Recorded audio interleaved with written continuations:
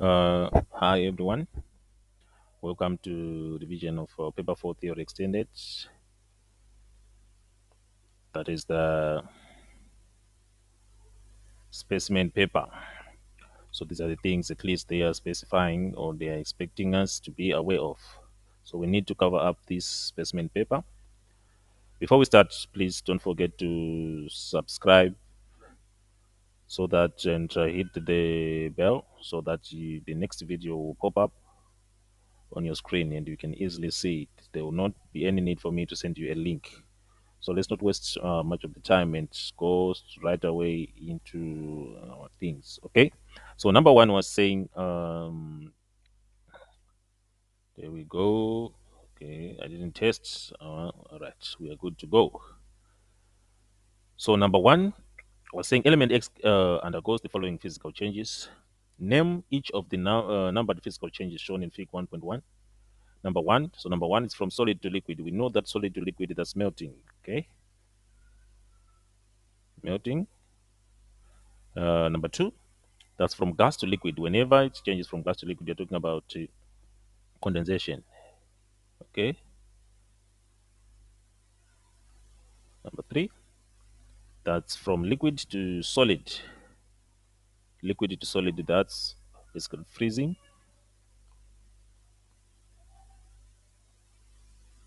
That's freezing. Four, from liquid to gas, that's evaporation, or you can call it boiling, evaporation. Okay. Okay. Go to the next question. One difference between boiling and evaporation is the rate at which the process occurs. State one other difference between boiling and evaporation. Okay, one other difference is that boiling occurs at a specific temperature, temper, temperature, and then the evaporation occurs boiling occurs at a specific temperature. Evaporation occurs at any temperature. Okay, evaporation occurs at any temperature. Can also talk about evaporation takes place on the surface, uh, and boiling takes place from within, right? Within, right? Out something that you can talk about there. Okay. Describe the separation arrangement of the motion of particles of element X in the solid. So when they are talking about the separation, in this case, the separation is touching. It means they are very closely pegged. It means they touch each other. So you're supposed to talk about the arrangement is touching, right? So the separation is touching. Then the arrangement, we say that this is regular. The arrangement is regular. And the motion is called fixed vibration, whereby the will be vibrating and will be fixed at a position. Fixed vibration. These are the answers that I expected from you. Okay. Let's go to the next question. Element X is in group 2, group 3 metal. It bends in air to form an oxide X2O3. Write a simple equation for the reaction. So this was a very simple one. Even if you will just use this X, but already you can tell that you can use aluminium oxide there, and it can perfectly work. And how do we deal with aluminium oxide? Let's say we had aluminium, we wanted to react it with oxygen. Okay, definitely we would produce aluminium oxide, that looks something like this. So if I'm to balance my equation, definitely I'll have a 2 there, I'll have a 3 there, and a 4 there. Okay, so that's 4 aluminium, 3 oxygen. It would look like this. So definitely in this case, you were given an X. So it was supposed to be 4x plus 3O2, giving us 2x2O3. This was the correct thing that was expected from you. Okay, now let's go to number 2. Magnesium, calcium, and strontium are in group two elements. The table, complete table 2.1 to show the electronic configuration of calcium atom. Okay, so we know that in group two, whenever we have this first shell occupies 2 electrons, the second shell occupies 8 electrons, the third cell will go for 8 again, then the fourth electron, because it is in group two, so they've got a valence of 2. They lose 2 electrons in the outer shell. So we have 2 here. Okay, so this is the electronic configuration of group 2 of these group 2 elements. Describe how the electronic configuration of strontium is. So we want to describe the electronic configuration of strontium atom. Okay, so basically you can simply say the outermost shell of these both atoms contains 2 electrons. So we're saying we know that similar to the valence is 2, so all of them they've got the 2 electrons in the outer shell. So just need to say the outermost shell, the outermost shell of both atoms contains 2 electrons. 2 electrons. So that is obvious because they have a valence of 2 and then group 2. Okay, different from electronic configuration. What is the different from the electronic configuration of calcium atom? Okay, so we want the difference. Okay, so definitely the calcium atom has got 4 shells. If you see there, then as we go down the group, the number of shells increase. So another calcium has 4 shells, and strontium has 5 shells. Has five shells. As we go down number, but always remember they're in group 2. So the outer shell will always be the same number of electrons in the outermost shell, but the number of shells, of course, that will be different. Okay, let's go to the next question. Calcium reacts with cold water to form 2 products. A colorless gas P which pops with a lighted splint, a weakly alkaline solution Q which turns milk when carbon dioxide is bubbled through it. Okay, name the gas P. So we know that which element, which gas use the lighted splint. We know that hydrogen. Hydrogen. We have to test for hydrogen. We use lighted splint, right? Hydrogen, or you simply say H2, right? We know that is airplane if it's present, and if it's present, it will produce a pop sound, right? We know that. Identify the ion responsible for solution Q alkaline. Definitely for this, this is alkaline, so this will contain the hydroxy ions. You can just use OH minus. That's the how we draw right the hydroxy ions. Suggest the pH of the solution Q. So pH, it doesn't matter. You're just supposed to have a range. We know that on a pH scale, anything less than 7 is acidic. We have strong acids that are usually from 1 to around 3. They become weak as they approach 7. But after 7 is a neutral point where we find water in most cases. Then from 7.5, I would say so, right? 7.5 to around 12 for this alkali pH of the body is not a very, very strong base. So from 7.5 to 12, anything within the range, that range I was marking.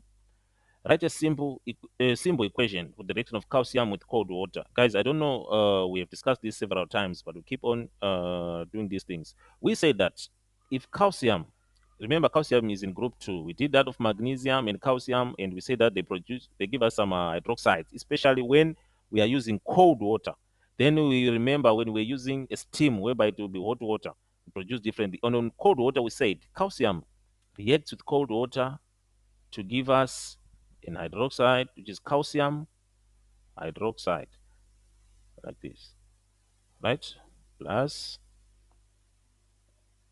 hydrogen gas. Why are we saying calcium hydroxide? We know that the hydroxyl ion has got a charge of minus. There's got a charge of minus, as you can see there, right? So calcium, we have done that.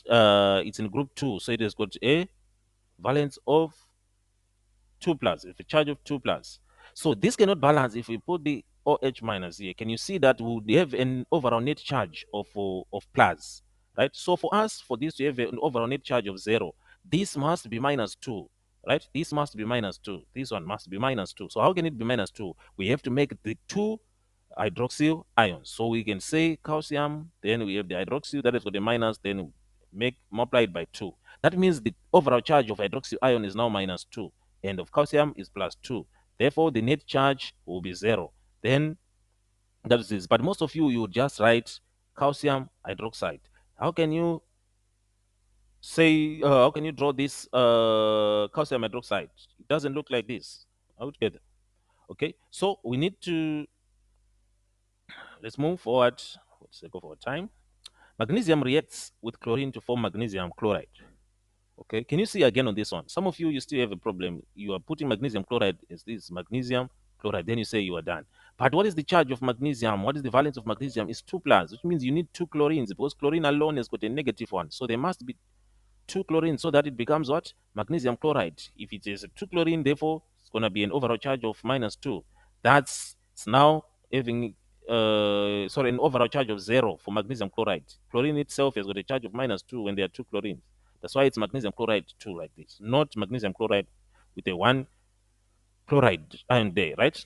Anyway, complete the dot and cross diagram. In feed, magnesium chloride show the charges on the ion. Okay, we know that magnesium is in group 2, and magnesium has got how many ions? Sodium has got 11, magnesium has got 12 electrons. 12 electrons in the outer shell. So what happens is this: 1 2 inner shell, 3 4 5 6 7 8 9 10. Then it is 8 electrons in the second cell. So what's the total now? 10 electrons. So which means we need 2 other electrons. But what happened here is this. Okay, sorry, these 2 other electrons, that makes 12 electrons of magnesium. This one was transferred there, the other one was transferred there, then the other one was transferred there. Okay, as this chlorine gained the electrons, as we know that the chlorine, if it's like this, it means it has gained a what? An electron. Okay, so this is going to be minus, right? And this one also is going to be having a charge of minus, right? Because it has gained 1. We can say minus 1, we can say minus 1. Right. This one this one has lost 2 electrons, so it's going to be 2 plus. Charge of what? Of 2 plus.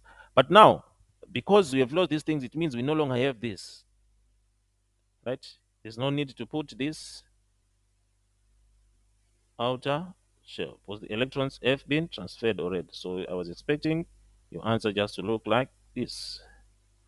And most of you, again, you did not show this uh, shell with the 8 electrons. That was very important. That's how you'd get all your marks. Okay, let's move to the next question. One physical property typical ionic compounds such as magnesium chloride is that they are soluble in water. Okay, give 2 other physical properties that are typical of ionic compounds. So definitely on ionic compounds, you remember we discussed a lot about the ionic compounds, and we mentioned that, don't forget, if we have a sodium chloride, it's an ionic compound altogether. Magnesium chloride is another ionic compound. You remember when we compared these 2 ionic compounds, right? And we say that their charges, this one will be a plus, this one is a minus, this one is a plus 2, this one is a minus 2. And we say that this is a stronger ionic compound. It is not very easy, for example, for water to break this bond due to the charges they carry, right? Don't forget about that. Anyway, in this case, we're just being asked about the 2 other physical properties that's typical of ionic compounds. And what are these properties? Number 1, they've got high melting point. So we can talk about the high melting point and boiling boiling point. We can also say that they conduct electricity at molten state, conducts electricity electricity when molten. Okay. E aqueous silver nitrate is added to aqueous magnesium chloride. Okay. The white precipitate forms. Write an ionic equation for this reaction. Include state symbols. Write an ionic equation for this reaction. So what are we supposed to do in this case? We say that silver nitrate. If we have silver nitrate, why is it like this? Don't forget, because this one has got a minus, this one has got a plus. That's why it's like this. So silver nitrate, if we are to react it with magnesium chloride, magnesium chloride looks like this. Okay, it will definitely, the most important thing that we're just supposed to is this silver chloride ion that will be produced. Silver chloride. That is solid. That is the most important thing. Of course, here we might talk of other reaction of the nitrogen dioxide that can be produced, but I wanted, so the most important thing was this silver ion, which is plus, it is reacting with the two chlorine ions. If they are to exist as an ion, it becomes two chlorine minus ions to give us silver chloride, which is solid. Because they have two chlorines, I can put a two there, two silver, I can put a two there.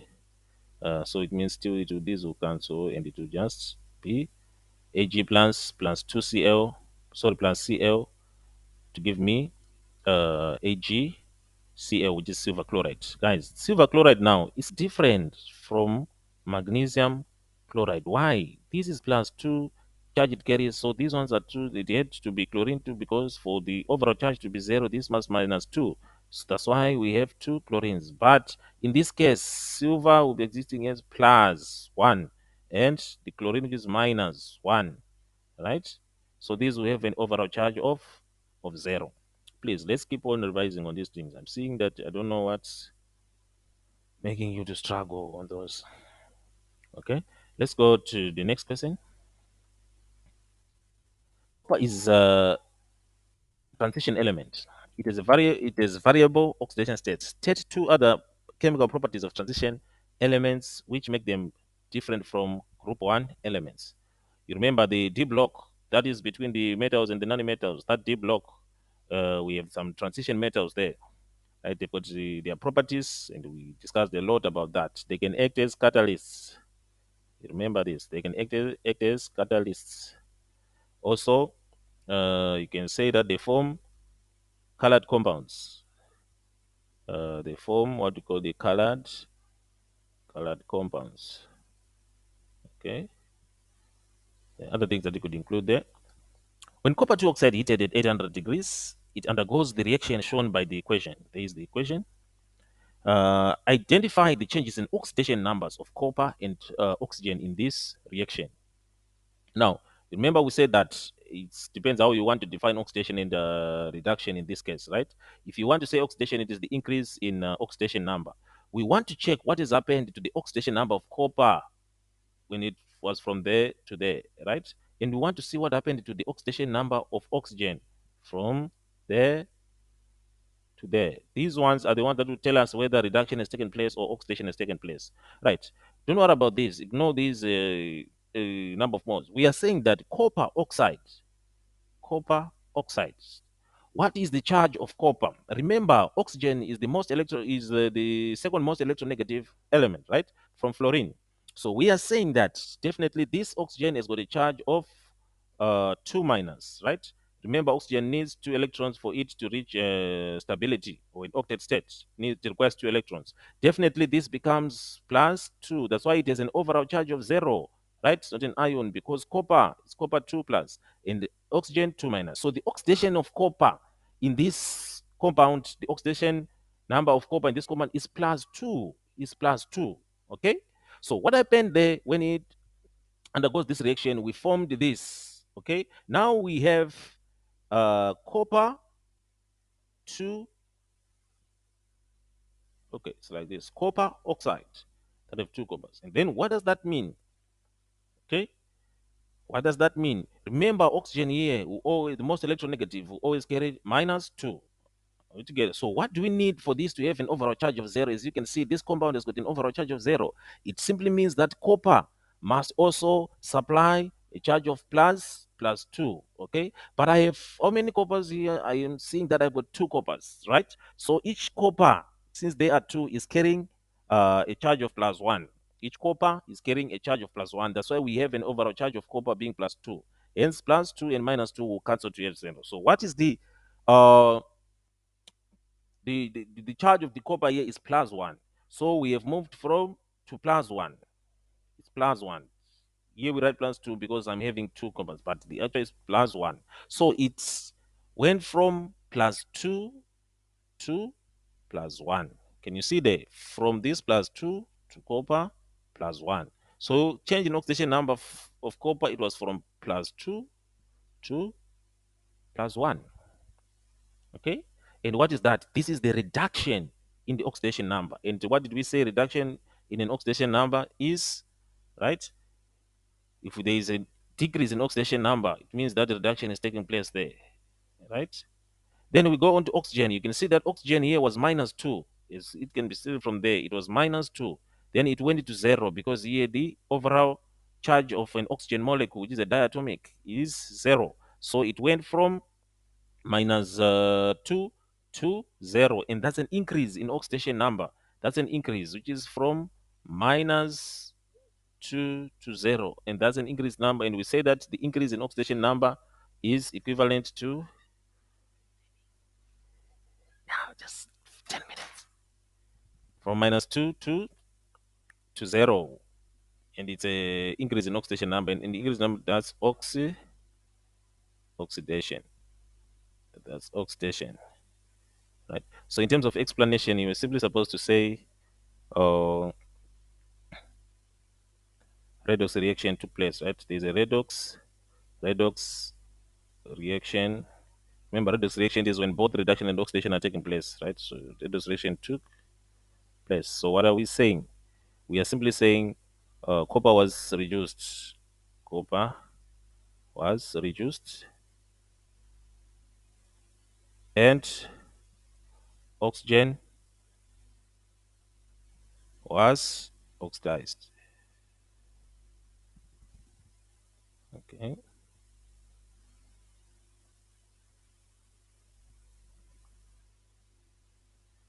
So let's move to this one of calculating the volume of oxygen measured at RTP, which is formed when 1.6 gram of copper oxide reacts as shown.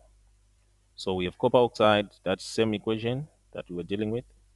So we want now to calculate the volume in this case. So the first thing, given that equation, so we know that let's calculate the number of moles. Number of moles of copper oxide is equals to M over MR, mass over relative molecular mass. So what is the mass? The mass is said to be 1.6 grams divided by relative molecular mass of copper 2 oxide, copper oxide, sorry. Copper 2 oxide, it's 80. Go to the periodic table, we check the mass of copper and that of oxygen. Must get 8. So the number of moles is 0.02 moles of copper oxide. So now that we have the number of moles, according to the equation, we are told that 4 moles is equivalent, is giving us 1 mole of oxygen. 4 moles is giving us 1 mole of oxygen. So we are now saying, what about 0.02 moles that we've calculated? Moles of copper oxide.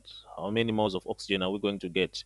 Definitely, we are going to get less. Okay, therefore, it's going to be 0.02 divided by 4, and we must get 0.05. 0.005 moles of oxygen produced.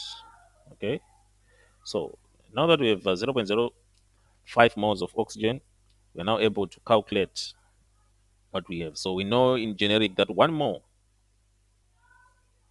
occupies 24 cubic decimeters, okay, of volume. What about these 0.005 moles that we got of oxygen? Definitely they will occupy less cubic decimeters. So we're going to say 0.005 multiplied by 24. And what do we get? We get 0, 0.12 cubic decimeters. We get 0.12 cubic decimeters. Okay, let's move to the next question. Next question. Copper metal is obtained when scrap iron is added to aqueous copper 2 sulfate. The reaction between iron and aqueous copper 2 sulfate is displacement reaction. State why the displacement reaction takes place. Okay, so we need to understand the concept of the metals.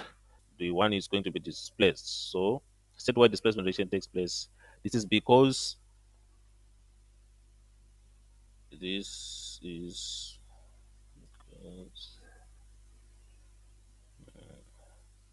iron, which is Fe, is more reactive than copper. Iron is more reactive than copper. Write a simple equation for the reaction between iron and aqueous copper 2 sulfate. So iron is in solid state, right? It will be in solid state plus aqueous copper 2 sulfate. Looks like this. It's in aqueous state. What do we produce? Due to the displacement reaction, definitely we're going to produce iron sulfate. Okay, which is aqueous plus copper solid. Okay, the displacement reaction is one method of obtaining copper metal from aqueous copper to sulfate. Identify another method for obtaining copper metal from aqueous copper to sulfate. Definitely, we can use electrolysis. If we use this electrolysis, we can obtain pure copper.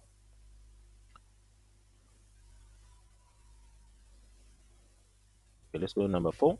Sulfuric acid has many uses. Sulfuric acid is a strong acid. Define the term acid. So basically, an acid is a proton donor. An acid is a proton donor. What do you mean by that? It means it has got more of the hydrogen ions, right? An acid has got more of the hydrogen ions, so when it dissociates, it gives the hydrogen ions. Define the term uh, strong acid. So basically, strong acid. Okay, we're talking about complete dissociation here, right? Remember, an acid, they say that it is a proton donor, where it is having the hydrogen ions. But when we're talking about if it completely dissociates, strong acid completely dissociates in aqueous solution. What do we mean by this? Whenever we have a strong acid, for example, let's think of hydrochloric acid being a strong acid. When it's strong, we're saying it completely dissociates, giving the H plus and the Cl plus. That's a strong acid. If we have any weak acid, if we talk of water, right? If it's a weak acid, it must be having a reversible reaction, right? Showing that it's dissociating weakly, producing the H plus the OH minus. So this reversible reaction shows that there's weak dissociation. But if it's a strong acid, it will fully dissociate, forming the hydrogen plus and the more of the OH minus, right? Part B, dilute sulfuric acid is used to make salts known as sulfates. A method consisting of 3 steps is used to make zinc sulfate from zinc carbonate. Add an excess of zinc carbonate to 20 cubic centimeters of 0.4 moles per dm cubed dilute sulfuric acid until the reaction is complete. Filter the mixture. Heat the filtrate until saturated solution forms and then allow it to crystallize. Suggest 2 observations which show that the reaction is complete in reaction 1. Okay, so we're going to have state why it is important to, okay, sorry, we must start there. Suggested 2 observations which shows that the reaction is complete in step 1. Now if the reaction is complete, there won't be any fizzing, so it means that there won't be any fizzing that is taking place, right? That hissing sound, whenever you mix a carbonate and you put in acid, there will be hissing sound that goes like shh, showing that the reaction is taking place. But when the reaction is complete, it will no longer be there. Okay. Then something else again that shows that reaction is complete is a white solid that remains. White solid remains. Definitely, this remaining is the zinc carbonate, okay, which is in excess. Remember, it's in this is the one that is said to be in excess. Guys, we are saying that if we have some zinc carbonate, this is my zinc carbonate, right? So whenever we put acid on this thing, be it just say hydrochloric acid, it is going to react with these things, right? As it is reacting, definitely carbon dioxide is, because it's a carbonate, carbon dioxide will be produced as gas, right? So, but this is because it is in excess. This hydrochloric acid won't be able to finish reacting all the components here that we have of carbonate, zinc carbonate, right? So what does that mean? It means that this will, as long as all the hydrochloric acid that you pour is used up, you are going to remain with these solid remains that are in excess, which is zinc carbonate, right? State why is important to add excess zinc carbonate, right? So we add excess zinc carbonate so that we use up all the acid, right? So that to use up all the acid. Imagine a situation whereby we'll be having a little zinc carbonate, then the amount of acid that we'll be using will be so much that it uses up all the zinc carbonate. Then we won't be uh, able to come up with a good experiment that we want in this case. Define the term saturated. Basically, when you're talking about saturation, when you add sugar in a cup of tea, you keep on adding more of sugar, it will be dissolving, but there's a point where it won't be able to dissolve any longer. And we call that point saturation point. So I'll just define it as a solution, excuse me, a solution that can no longer dissolve in a solute. That, sorry, a solute that can no longer dissolve a solute, to be good if you put it that way. Okay. Solution that can no longer dissolve a solute. Name another zinc compound which can be used to make zinc sulfate from dilute sulfuric acid using this method. Another zinc compound which can be used to definitely we can use even zinc oxide. We can use even zinc hydroxide. Yes, we can use it. Suggest why this method would not work to make barium sulfate from barium carbonate and dilute sulfuric acid. Okay, we know that also barium carbonate is insoluble. Is insoluble. Okay, let's go to the next question.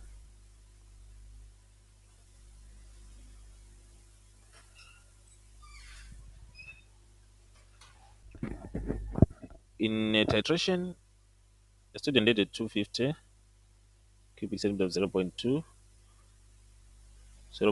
moles per dm cube of aqueous sodium hydroxide to a conical flask. The student then added a new drops of methyl orange to the solution in the conical flask. Dilute sulfuric acid is then added from a burette to the conical flask. The volume of the dilute sulfuric acid is needed to neutralize aqueous sodium hydroxide. Aqueous sodium hydroxide was 20.20 cubic centimeters direction, is shown by the equation. Sodium hydroxide plus sulfuric acid, we get sodium thiosulfate as water. State the color of methyl orange in aqueous sodium hydroxide. So the color of methyl orange is yellow. Methyl orange is basically yellow. Then part two, determine the concentration of dilute sulfuric acid in grams per dm cubed using the following steps. Calculate the number of moles of aqueous sodium hydroxide needed in the conical flask. So this one would simply say number of moles is equals to concentration times volume. Therefore, the concentration was said to be 0.2 multiplied by 25 cubic decimeters. Don't forget that it's in cubic decimeters. Therefore, your answer is supposed to give you 0.005. The number of moles is equal to 0.005. Calculate the number of moles of dilute sulfuric acid added from the burette. Okay. Now we want to calculate from the burette. So we're saying if we have 2 moles, according to the equation, 2 moles of sodium hydroxide give us 1 mole. Okay. Give us 1 mole of sodium thiosulfate.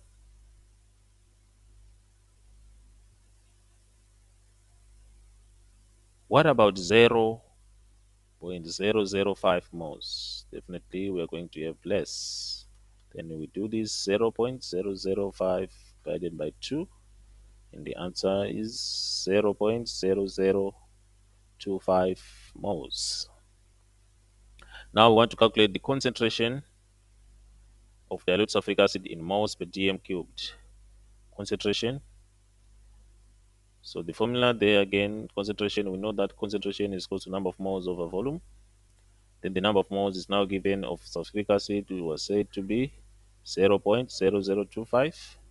We divide by the volume, which is 25 cubic decimeter. Remember, 25 cubic decimeter means 25 over 1000. If you punch this in the calculator, you're supposed to get 0.125 moles per dm cubed. Then you go further to calculate the concentration of dilute sulfuric acid in grams per dm cubed. Concentration in grams per dm cubed.